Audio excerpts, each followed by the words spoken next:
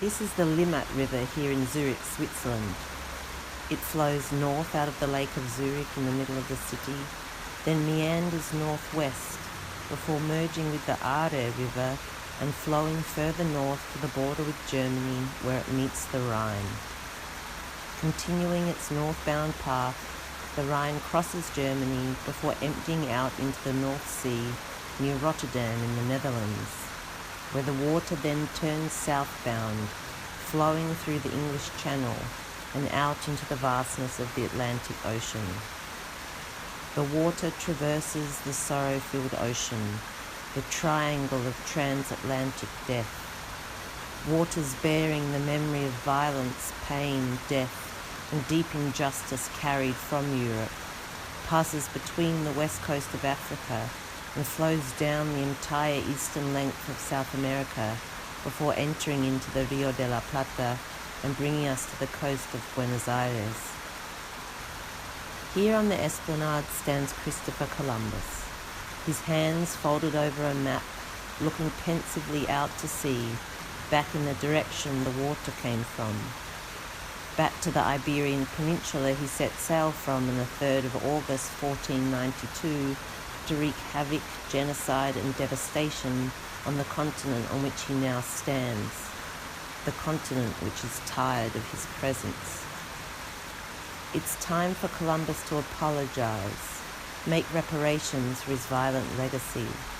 It's time for Columbus to go home. Following his gaze across the water, reversing the direction out of the Rio de la Plata, flowing back up north into the Limmat, we arrive at the main train station in Zurich, where Alfred Escher stands, commandeering the city with his stone gaze. Escher looks like he is about to set out on a walk. Perhaps he's about to set out to visit the plantations his family owns in Cuba, where slaves suffer in the labor of building the family's wealth. Escher certainly doesn't want to be in the middle of the city anymore. He too wants to get down and start to deal with his family's own legacy of colonial violence. Across the waters, these two outdated old white men converse about getting off of their pedestals. But first, let's zoom out to meet the medium through which this imaginary conversation is taking place. A medium in the form of a white heterosexual non-normative woman, so we can locate the position from which I speak. I was born in Adelaide, Australia, to a white Australian mother of mixed Scottish-Cornish descent, whose family have been in the settler colonial nation of Australia since the mid-1800s, and a white German father from Berlin, Germany, who emigrated to Australia with his parents in 1957. On the maternal side, the family comes from a strict Methodist religious background and were middle class with aspirations or pretensions to or of the upper class. My paternal family, after emigration, were working class non-denominational emigrants, although they had been middle class back in Germany, and my father's generation has now returned to the middle class, though they are rather more upper middle class. I myself was brought up in a financially comfortable middle-class suburban existence in Australia, where I finished my schooling. After high school, I moved to Europe, where I've spent the past 20 years, more or less. In Zurich, Switzerland, where I am now, and where I have lived for the past 10 years, I work as an artist investigating forgotten histories through a feminist and anti-colonial position. Escena Politica from Buenos Aires invited me to take part in a transnational event called Race and Fiction, and in particular to think about what to do with colonial monuments standing in our cities.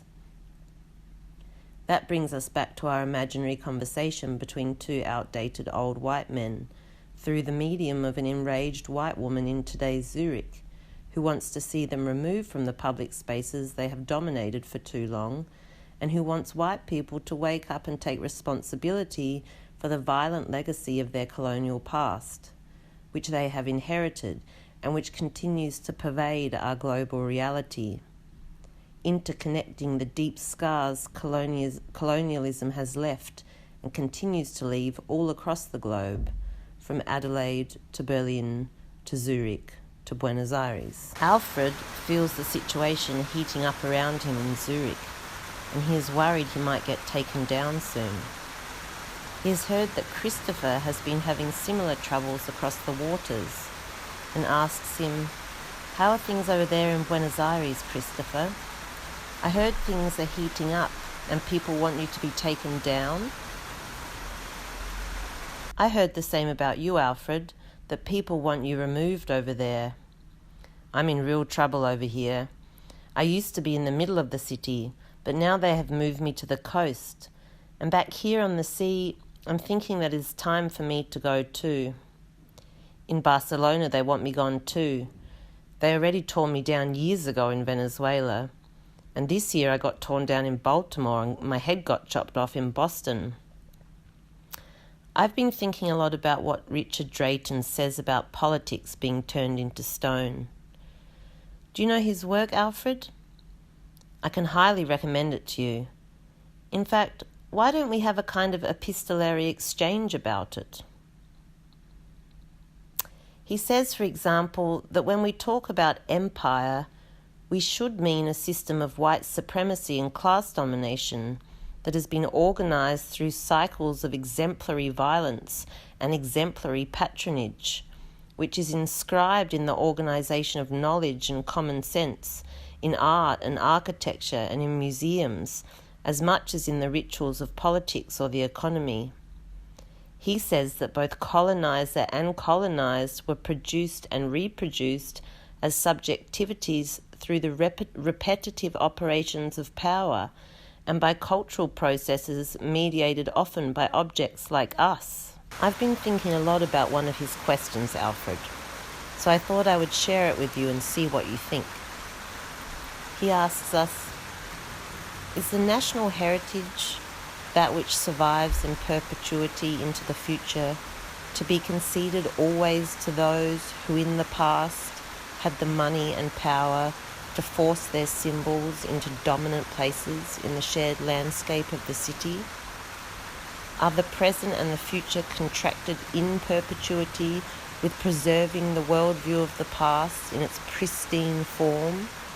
Or might the face of the city not be remade to reflect both the silenced voices of the past and the ideas of the public and the citizenship of the present? What do you think about that, Alfred? And tell me about how it is in Zurich. Thanks, Christopher. I hadn't heard about Drayton. Things are often slow to reach here. It has made me think a lot. Also what you said yourself about thinking it's time to go.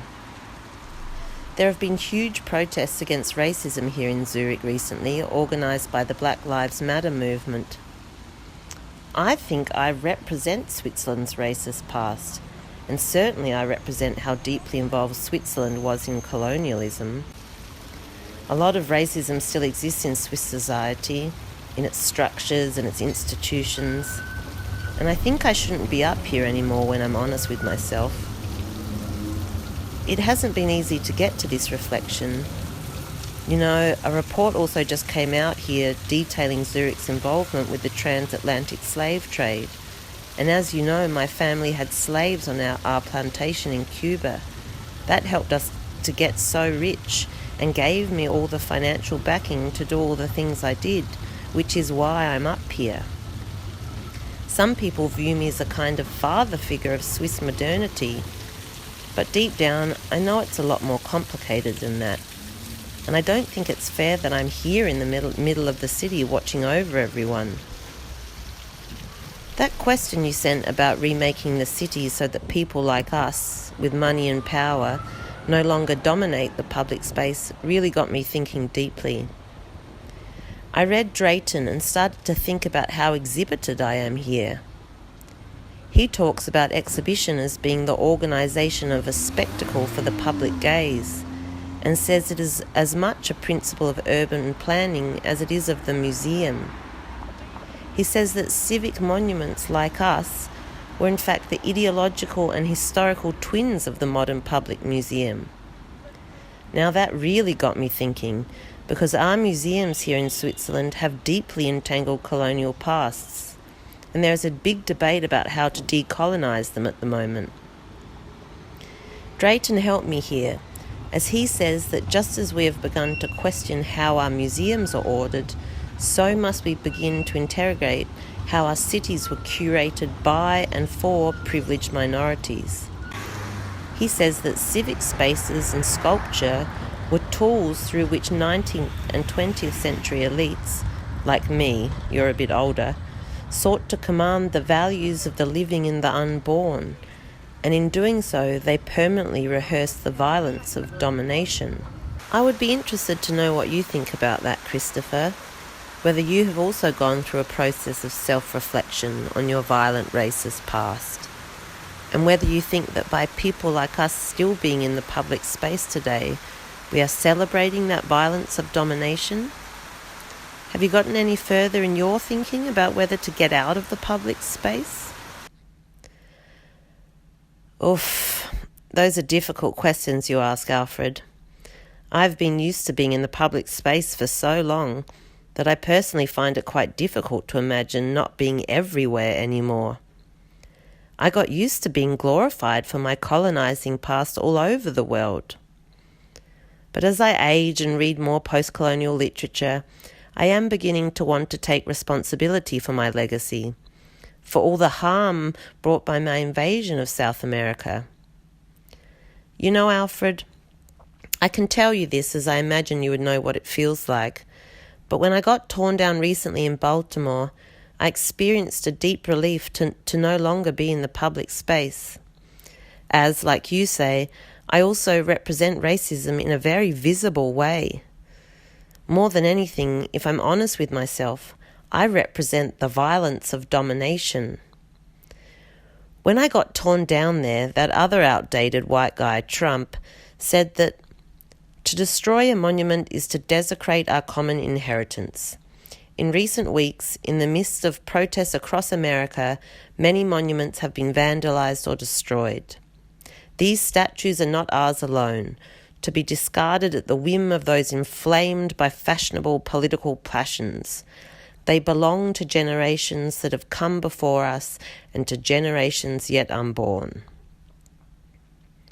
But thinking about what Drayton says, and also my own growing feeling of responsibility for how violent the inheritance of what I have left behind is, I think it is not a common inheritance, but rather a white supremacist inheritance that glorifies people like us and leaves no space for all the voices and people whose histories we have silenced by taking up so much space ourselves.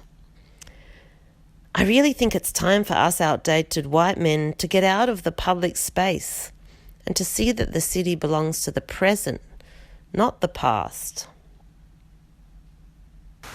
So, going back to our exchange on Drayton, I have been thinking about how he says that there is a legitimate case for renegotiating the idea of heritage, so that it means a claim to many silenced pasts, and not just a bondage to that claim on the future made by those who once enjoyed the privileges of domination.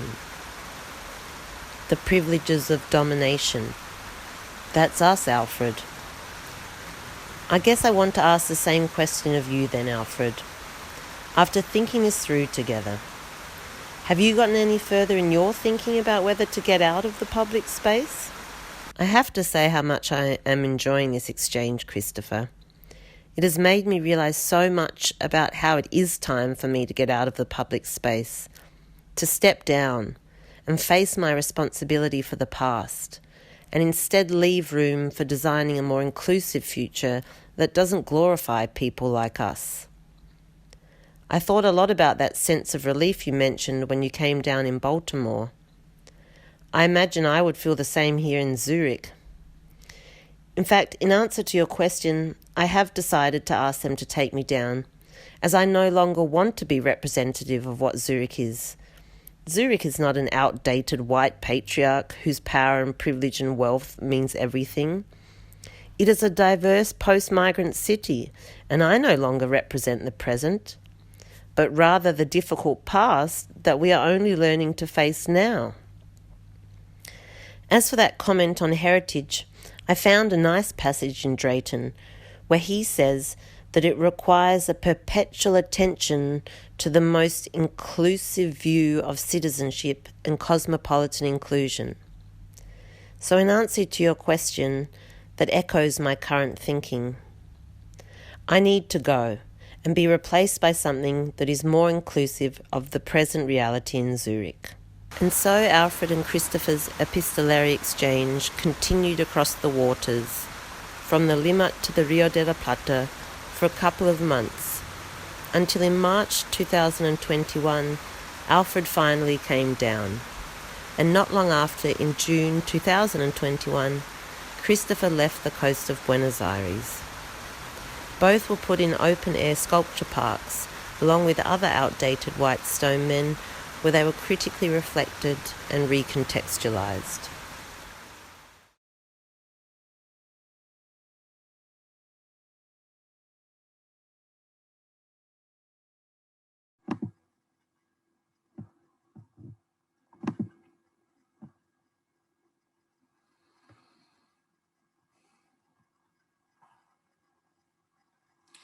En 1892, para los festejos del cuarto centenario del descubrimiento de América, un arquitecto español proyectó la realización de lo que sería el monumento más grande del mundo. Como un chiste, el monumento tendría la forma del mundo, es decir, la de un gigantesco globo terráqueo. La historia es real, pero se parece a la de un cuento de Borges, en donde se narra el delirio de un emperador chino que supo construir un mapa escala 1 a 1 con el territorio. Y efectivamente, el espíritu imperial fue lo que caracterizó el periodo que va desde las últimas décadas del siglo XIX a las primeras del siglo XX, lo que el historiador Hobsbawm llamó la era del imperio, el periodo también que Lenin caracterizó con un texto clásico titulado Imperialismo, etapa superior del capitalismo. En esa línea es comprensible cómo hacia finales del siglo XIX, el cuarto centenario del descubrimiento de América, esa efeméride, es tomada por las modernas naciones europeas y americanas para la construcción de una saga particular, es decir, cómo los intereses característicos de ese periodo recurren a la historia, en este caso al acontecimiento de los viajes de Colón y del descubrimiento de América, como un eslabón central para la constitución de ese espíritu imperial moderno y de su ideología concomitante. La elección del globo terráqueo y su exageración monumental a mí me parece como un síntoma también de ese periodo. Por un lado, declara la unificación del territorio mundial, pero al mismo tiempo lleva en su interior, oculta, la constitución de uno de los procesos y dispositivos de dominación más abyectos de la modernidad que conocemos comúnmente como racismo. Precisamente es alrededor de 1917 que la misma fecha que fue rescatada para el cuarto centenario es asimilada con lo que se llamó entonces el Día de la Raza. Descubrimiento de América y raza se comienzan a combinar en este periodo singular, y aquellos primeros monumentos alrededor de Colón y de la saga del descubrimiento fueron un eslabón fundamental en esta cadena de sentidos. El globo terráqueo entonces aparece no solamente como un objeto práctico para la comprensión de la geografía, sino como un verdadero símbolo de no solamente de unificación territorial, sino al mismo tiempo de dominio. Para mí siempre fue un objeto especialmente misterioso y al mismo tiempo deseado. Recuerdo de niño un globo terráqueo que poseía mi abuelo, un inmigrante alemán que había llegado a la Argentina huyendo de los horrores de la Primera Guerra Mundial. Él fue obrero industrial y muy buen jardinero también. Sin embargo, de él no me ha quedado ninguna de sus herramientas, sino particularmente he heredado un globo terráqueo. Un globo terráqueo que tengo aquí y conservo con mucho cariño y afecto, el que aprendí posiblemente desde chico esa magia singular que produce este objeto en relación con las escalas. Sin duda es un objeto práctico para la constitución del conocimiento geográfico, pero al mismo tiempo es un objeto que a mí me gustaría llamar algo así como un objeto transicional de la modernidad. Es un objeto que automáticamente nos pone en una singular encrucijada en relación a las escalas de nuestro cuerpo con el territorio. Pero bueno, nos estamos yendo un poco de tema.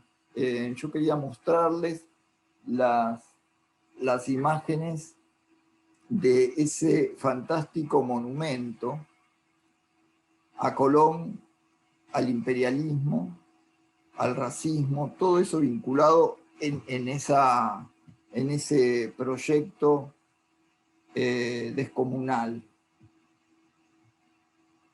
Vamos a ver entonces algunas de sus imágenes para tratar de hacer un pequeño recorrido por esa saga ficcional de los monumentos relacionados a Colón y al descubrimiento de América, que van entre el finales, segunda mitad del siglo XIX y principios del XX, e incluso la actualidad, porque los monumentos tienen esa condición, es decir, frecuentemente, si no son volteados en el interín, se constituyen en un momento particular, pero como tienen esa pulsión por la duración en el tiempo, perduran.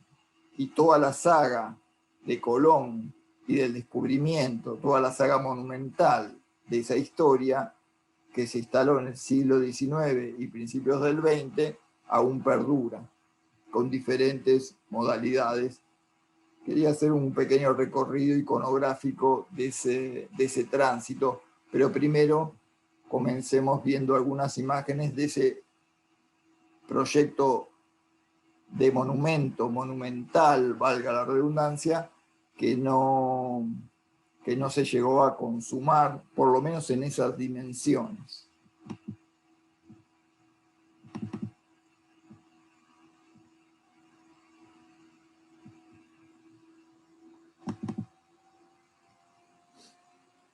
Vamos a ver algunas de las imágenes del monumento más grande del mundo, entonces.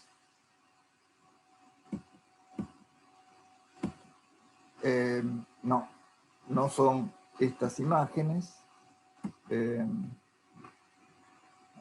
Tenemos un problema con los documentos. Pensaba mostrarles, por acá tienen que estar. Bueno, De todas formas, nos sirven algunas de esta iconografía. Acá vemos una iconografía de finales del siglo XIX, lo vemos a Colón, al lado de España, de una alegoría de España, presentándole a América. Y ahí ya vemos algo del carácter ficcional de ese rescate, porque como sabemos, Colón murió sin aceptar que lo que había descubierto tenía que ver con un nuevo continente.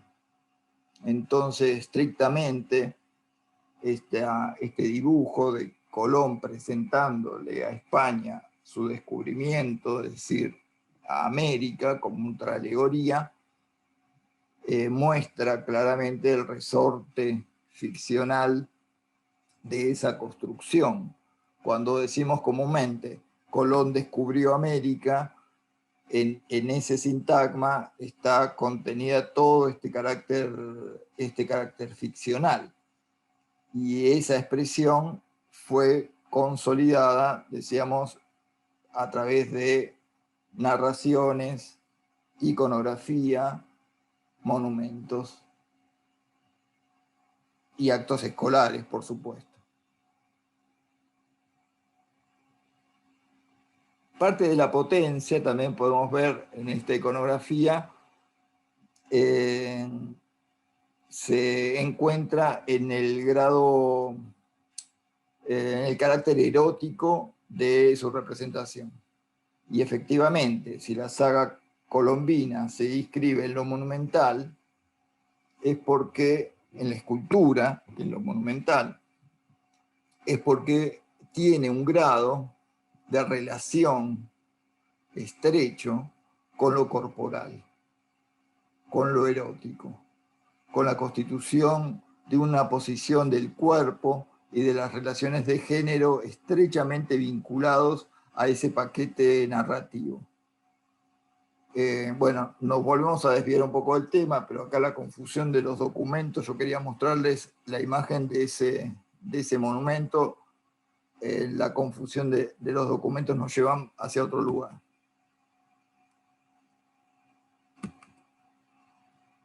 Por acá tiene que estar, no sé, acá aparecen otras imágenes. Bueno.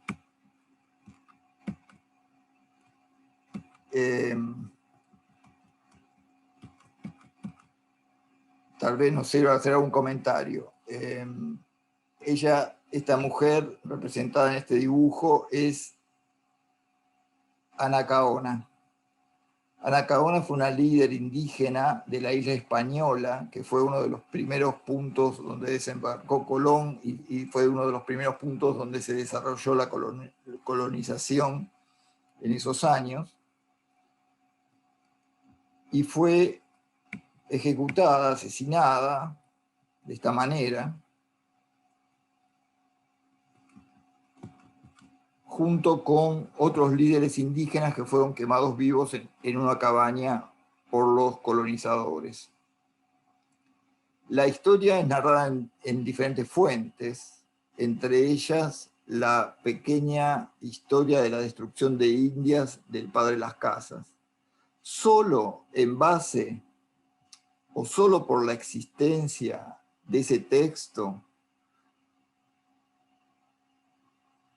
o solo por la mención reiterada de situaciones como esta, de ejecuciones de colonizadores sobre la población indígena, que se encuentran reiteradamente en las fuentes de la conquista, es decir, en las crónicas de Indias, solo por eso cualquier festejo del evento de la llegada de Europa a América debería llamarse a silencio.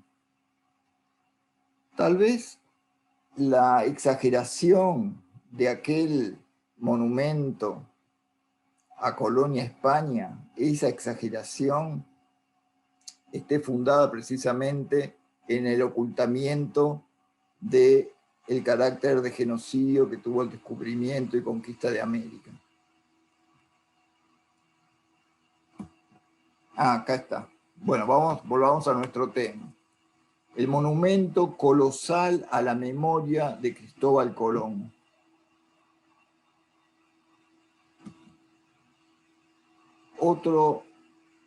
Otra imagen de las dimensiones de ese proyecto. El proyecto fue presentado en la Exposición Colombina de Chicago, que precisamente fue una exposición internacional dedicada a la figura de Cristóbal Colón y el descubrimiento de América. Eso es un dato interesante para pensar la construcción de esta saga ficcional sobre Colón y el descubrimiento. Es decir, el carácter nacional de esa construcción narrativa. Entre España, en este caso, Alberto Palacio, imaginando este monumento para Madrid, pero al mismo tiempo presentándolo en una exposición en Estados Unidos, que al mismo tiempo reivindica la figura de Colón como centro simbólico, es elocuente de que lo que estaba operando en el rescate de la figura de Colón y de esta nueva narrativa es el carácter de las nuevas naciones que se constituían, es decir, de las naciones en el sentido moderno del término. Para decirlo de otra manera, Colón es constituido, es adoptado, por decirlo de esta forma, como un héroe cultural, universal, pero al mismo tiempo como un prócer nacional. Vemos que el proyecto de Palacio no fue el único y por eso aparece claramente como un síntoma de época. Hay un antecedente en este otro proyecto, también vinculado a otra exposición, la exposición de Filadelfia de unos años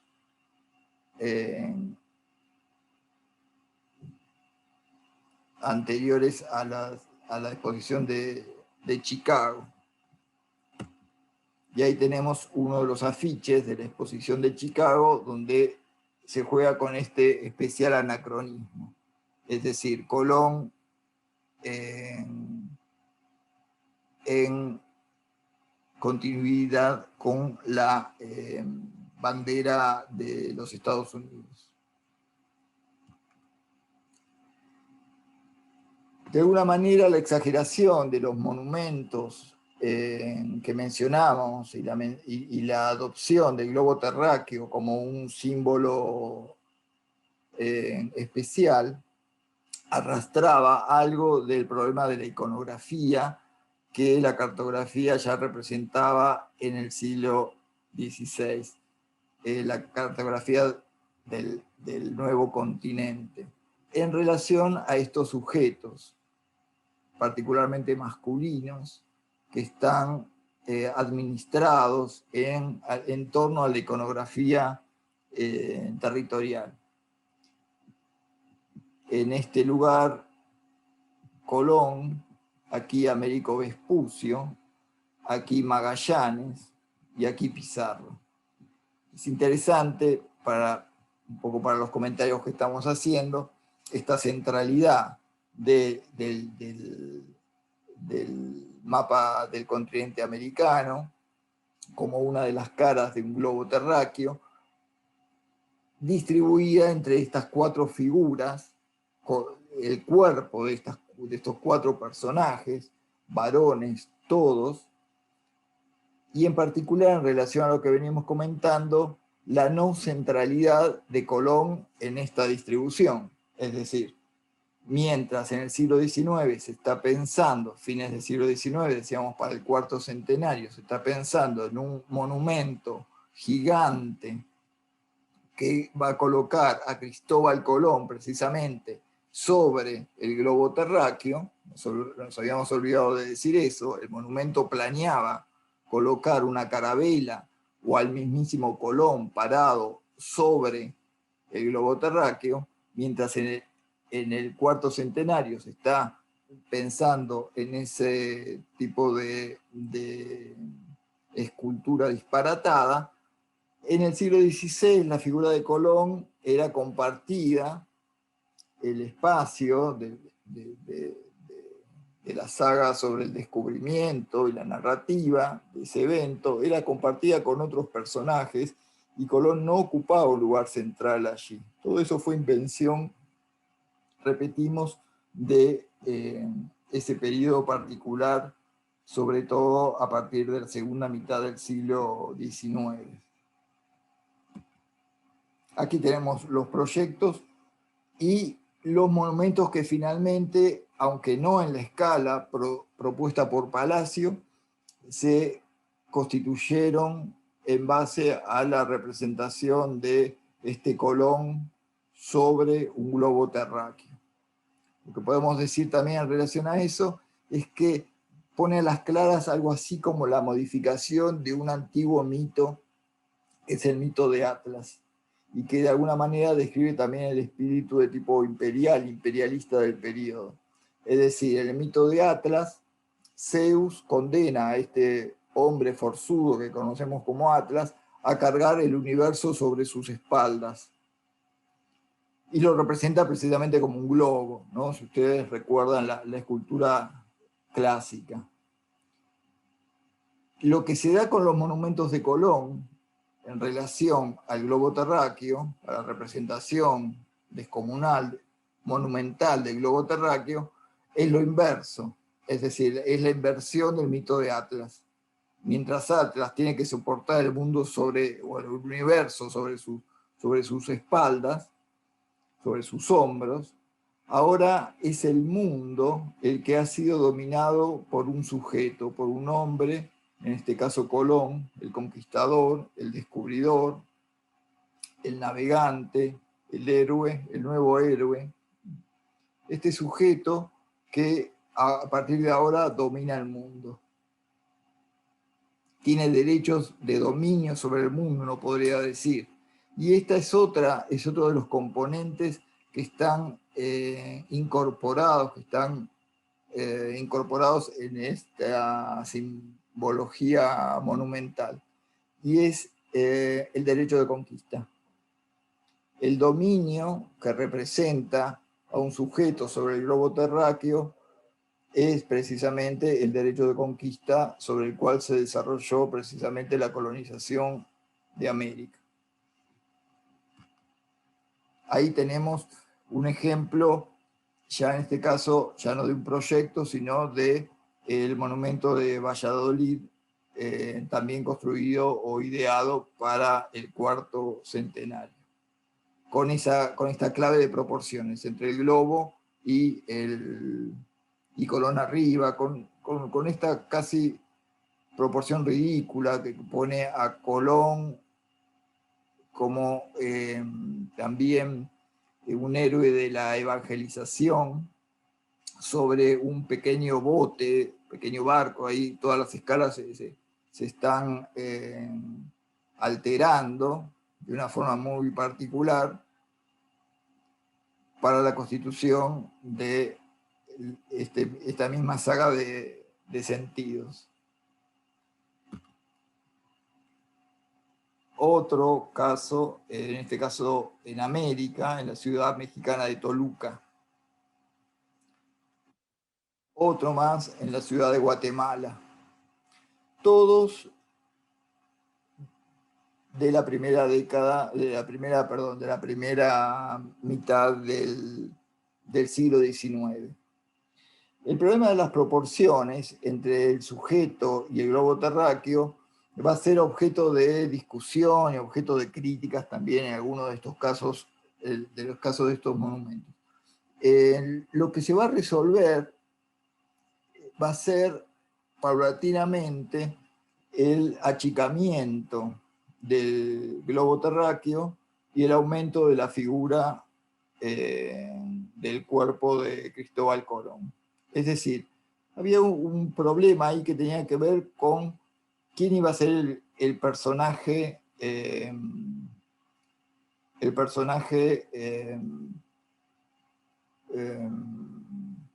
festejado. Sí, esta idea de universo, de mundo en sí mismo, del orbe, o sí la figura del conquistador, del sujeto, de un sujeto singular, biográfico, etc. En particular, la respuesta que siguió de alguna manera a este tipo de representación monumental fue la de aumentar la figura corporal de Colón y achicar la del globo terráqueo. ¿Cuál fue esa ecuación? ¿Qué buscaba esa ecuación? Bueno, marcar aún más el dominio el dominio territorial. Es decir, lo podíamos resolver en esa expresión, en una expresión común que es la de tener el mundo entre las manos. Bueno, acá tenemos otro error.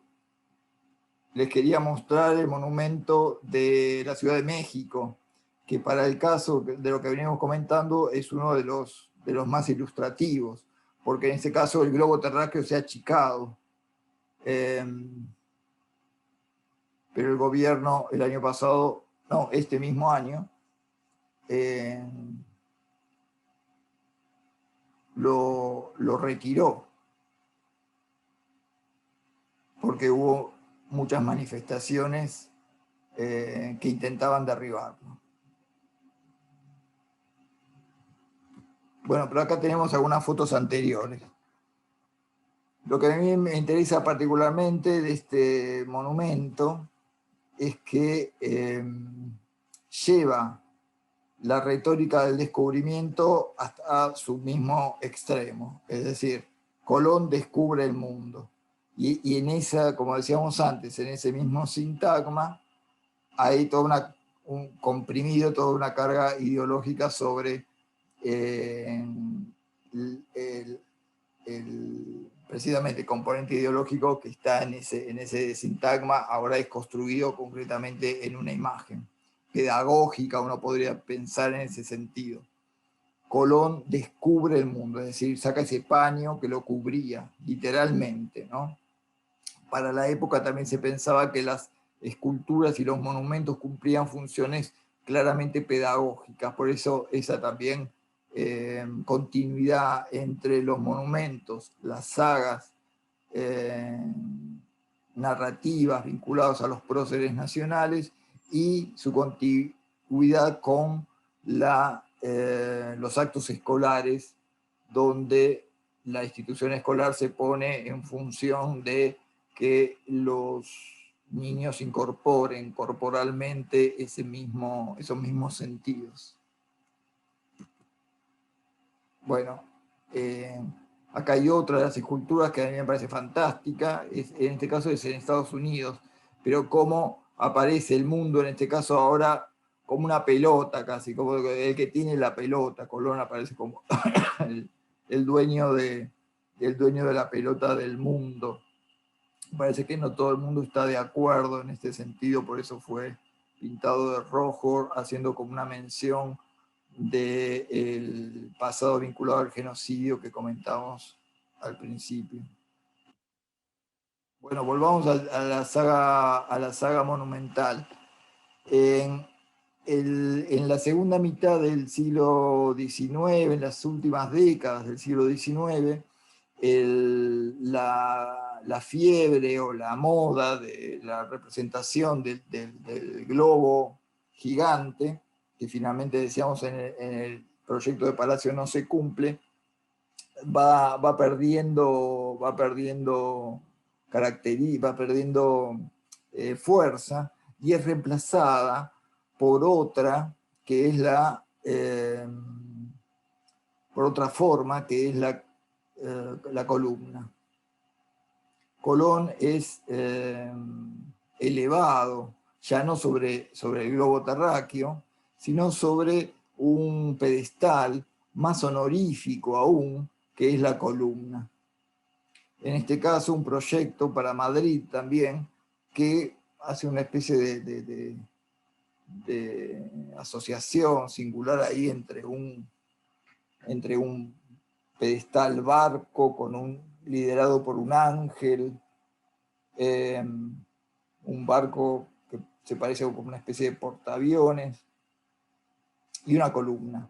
La columna va a ser también otra de las características de la saga monumental de Colón, y lo va a elevar, va a tener esa función singular que también es descriptiva de la moda del período, de la fiebre colombina del período, en términos de elevar precisamente a la figura de Colón. Y tenemos los casos más característicos de esto: el monumento Barcelona, el monumento a Colón de Barcelona, que elige precisamente la columna, y vemos también como el globo terráqueo ahí aparece, ¿no? Ese globo aparece en clave astral a sus pies, pero fundamentalmente es la columna que lo eleva, con un gesto ahora característico, el gesto de señalamiento, de una orientación también. Y el monumento que finalmente se construyó en Madrid, también para 1892, unos antecedentes, también me gustan bastante por el carácter nostálgico y melancólico particularmente del proyecto de Colón, que finalmente no se constituye como tal, no hay un Colón melancólico, aunque en algún momento fue imaginado como tal, sino aparece este otro Colón de vuelta con su pelota ahí a los pies, en un gesto de apertura, en el gesto de demostración, como veíamos en la primera iconografía que mostrábamos. De todas maneras, la columna ha reemplazado al globo, pero el globo está dando vueltas, como vemos por ahí, y en una de las caras del monumento, también anacrónico, porque adopta un estilo de tipo neogótico, que no tenía ni que ver con el siglo XIX, ni tampoco con el momento del descubrimiento de América. De todas maneras, es interesante por el uso que hace nuevamente del globo, casi sin eufemismos en este caso, la carabela llevándose al Nuevo Mundo, representado al mismo tiempo como un globo terráqueo. De vuelta el juego de escalas, la manipulación de escalas. A Castilla y a Colón, Nuevo Mundo, a Castilla y a León, Nuevo Mundo dio Colón, como fue el eslogan, casi escolar también, ¿no? Y llegamos a Buenos Aires. Ahora se puede entender un poco por qué, en todo caso, en relación a esta pequeña saga monumental que estamos realizando, el monumento de Colón de Buenos Aires se constituye sobre una columna, ¿no? Adopta ese sentido. De alguna forma también el autor del monumento de Barcelona terminó viviendo en Buenos Aires y es contemporáneamente a la construcción del monumento de Colón en Buenos Aires. Así que no es posible que el proceso de construcción de este monumento hayan tenido relación los constructores. De todas maneras, decíamos, la columna se instala como uno de las características centrales de la saga monumental de Colón, y Buenos Aires se instala de esta manera también.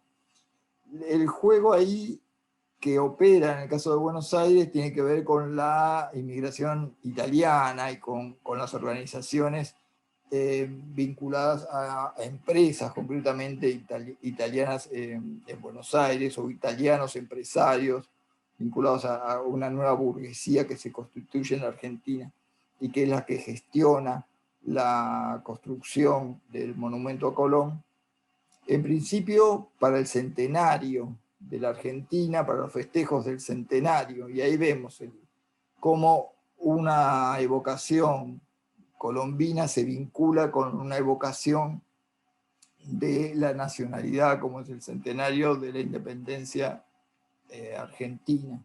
Pero no solamente eso, también territorialmente.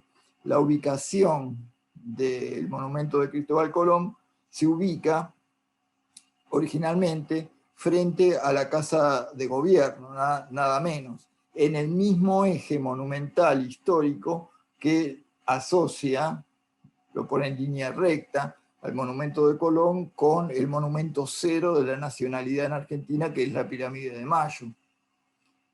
En este sentido, volvemos a lo que comentábamos al principio con la exposición de Chicago en Estados Unidos. Es decir, Colón es construido como un héroe del estudio universal, pero al mismo tiempo apropiado como una especie de héroe de la nacionalidad. En este caso se ve en la foto histórica cómo de alguna manera el monumento aparece como una especie de mascarón de proa de la misma Casa de Gobierno. Y algo más que marca como el eurocentrismo vinculado a este tipo de operatoria. El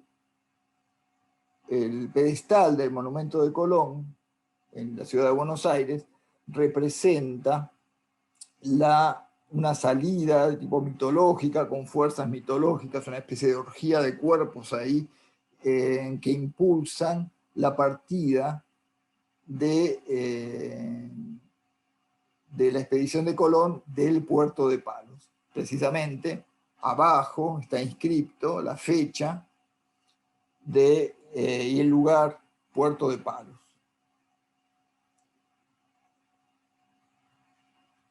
La operación también es singular porque se está en las costas del Río de la Plata representando la salida de Colón de Europa. Entonces se vuelve toda una especie de anacronismo y contradicción, digamos, desde el punto de vista de lo narrativo, porque lo que cabría en todo caso describir, si se quiere, en la costa americana es la famosa escena de la llegada de Colón y no de la partida. El monumento de Buenos Aires dobla la apuesta sobre eso y constituye de alguna manera a Buenos Aires como si fuera una costa europea en su ficción.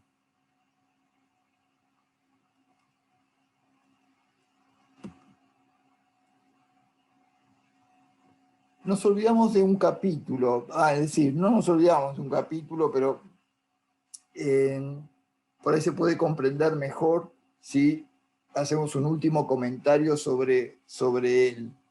Es decir, es algo comentamos al inicio sobre el carácter erótico de la representación narrativa de la saga de Colón. Y eso se da particularmente en los primeros monumentos dedicados a Colón alrededor de 1860, 1870. Y después va a haber otras reproducciones, pero fundamentalmente uno podría decir que el primer eslabón de la cadena de la monumentalística alrededor de Colón es de carácter erótico, o por lo menos ancla en un aspecto que podríamos llamar algo así como la erótica colombiana, y que está incrustada también en la misma fórmula de descubrimiento, es decir, como esta especie de desnudar, ¿no? Descubrir como desnudar un cuerpo femenino. Básicamente, lo que uno podría decir sintéticamente es que no es casual que lo erótico y lo heteronormativo se involucre en las primeras representaciones iconográficas monumentales de Colón, precisamente porque el componente racista del proyecto, de esa saga, involucra al mismo tiempo un componente de género heteronormativo, es decir, la construcción de una frontera claramente establecida entre lo femenino y lo masculino, donde lo último es dominante sobre lo primero, es decir, donde lo masculino domina lo femenino, en clave erótica, en clave sexual, en clave política, en clave territorial. Y ahí tenemos uno de los primeros monumentos a Colón en relación con los descubrimientos, es el que se instala en Perú, en estrecho vínculo con el plan del otro temprano monumento que estaba planeándose para la ciudad de Génova, y asimismo otro que fue unos años posterior en la ciudad de Panamá. Vemos como la figura indígena es femenina y aparece en diferentes actitudes, más o menos pasivas, pero siempre bajo el dominio de esa presencia dominante, de ese cuerpo dominante masculino, que es el de Colón. En este sentido, hay un último caso que es el más emblemático, en este sentido, que es el monumento de Santo Domingo, un poco posterior, pero donde ese carácter erótico aparece más marcado aún, con la presencia, en este caso sí, de alguien que ya conocemos, me parece, porque como comentábamos al principio, de Anacaona. Es la indígena, en este caso, representada de esta manera, que en este caso aparece como en su desnudez, pero con un gesto más activo que las anteriores, aunque en ese gesto de acción lo que hace es inscribir la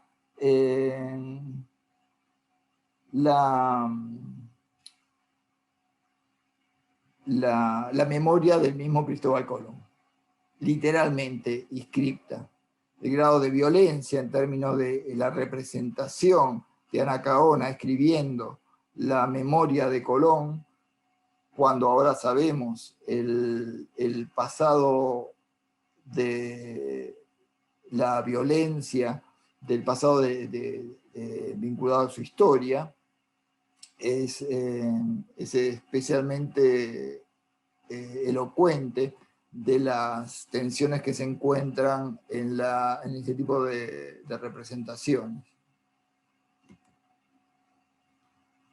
Acá algunas imágenes actuales del mismo monumento. Bueno, para finalizar, quería volver un poco al monumento de Buenos Aires, que fue trasladado de la Casa de Gobierno a la Costa del Río frente al Aeroparque de la Ciudad de Buenos Aires. También parece como una especie de chiste esto de asociar, digamos, el viaje de Cristóbal Colón a un edificio como a un lugar como el de los aviones, el del aeroparque, de los traslados en ese sentido. Cuando fue trasladado el monumento, se encontró en su pedestal hueco una cripta donde había sido depositada lo que fue llamado por la prensa en ese momento cápsula del tiempo, una cripta con algunos documentos que habían sido depositados ahí en 1921 cuando el monumento fue inaugurado. Ahí se encontraron diferentes documentos, pero particularmente se encontraron dos rollos de películas con la filmación de la misma inauguración del monumento de 1921. El documento es fantástico y demuestra algunas cosas. Demuestra que los monumentos, además de evocar historias del pasado o personajes del pasado, tienen especial énfasis e intereses vinculados específicamente a quienes los elevan y al momento particular en que son constituidos, trasladados, alterados, etc. Los monumentos tienen como una vida particular en ese sentido. Y en este caso, esta cripta secreta, oculta al interior, que guarda no la historia de Colón, sino la historia de la misma construcción, de la misma inauguración, el monumento se hace como eco de sí mismo, se festeja a sí mismo, es demostrativa del poder político que este tipo de esculturas tienen, sobre todo en vínculo con quienes las construyeron y con el contexto social y político en el que se elevaron. De alguna forma se podría pensar en la metáfora del caballo de Troya, es decir, los monumentos muchas veces operan de esa manera, por lo menos los monumentos modernos, como caballos de Troya, es decir, con un mensaje inscripto en su interior que opera como una especie de ejército de ocupación. Y en el caso de Colón y la saga del descubrimiento, la monumentalística desarrollada desde el siglo XIX a esta parte ha operado de esta manera, es decir, contando una historia, pero involucrando adentro este ejército de ocupación que llamamos generalmente racismo. Ahora, para finalizar, les quería mostrar algunas escenas de esa película que fue encontrada en el interior del monumento de Cristóbal Colón y que como primicia las podemos ver, creo que por primera vez. Es un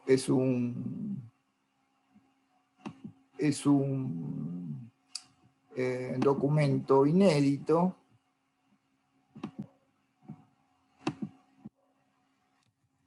que les quería compartir para terminar estos comentarios.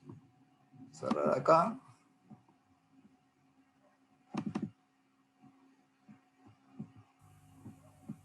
En cada quincena.